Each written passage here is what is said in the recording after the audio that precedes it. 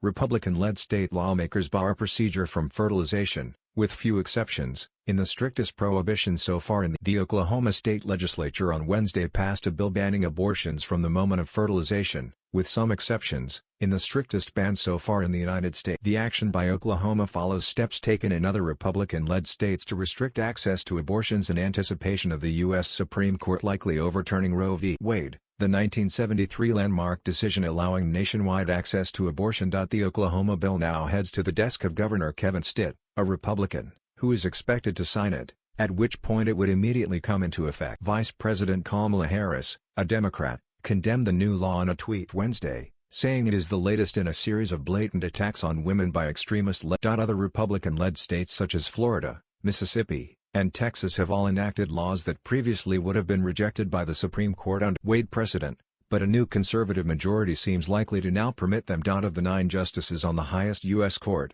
6 are conservative, 3 of whom were appointed by former President Donald Trump, who promised to only pick jurists who would overturn the nearly 50-year Roe v. Wade precedent. The Oklahoma legislation uses a novel enforcement procedure first enacted by Texas, which allows private citizens, not the state, to sue anyone who performs or induces an abortion, or aids or abets someone seeking it. The person filing suit under the new law would receive a minimum of $10,000 for each abortion performed, as well as court costs. The Oklahoma bill includes exceptions for instances of rape or incest, but requires that they be first reported. It also allows exceptions for pregnancies which pose a risk to the life of the mother. Oklahoma had also followed in Texas's footsteps last month, by enacting a law banning abortions after a heartbeat can be detected, usually around 6 weeks in. Earlier this month, a highly uncommon leak of a draft Supreme Court decision showed that the conservative justices were considering outright overturning Wade, in favor of state-by-state legislating on the matter. That leak prompted protests across the country, and promises by Democrats to make access to abortion a key part of their electoral campaign in the November midterm elections. It has never been more urgent that we elect pro-choice leaders at the local, state,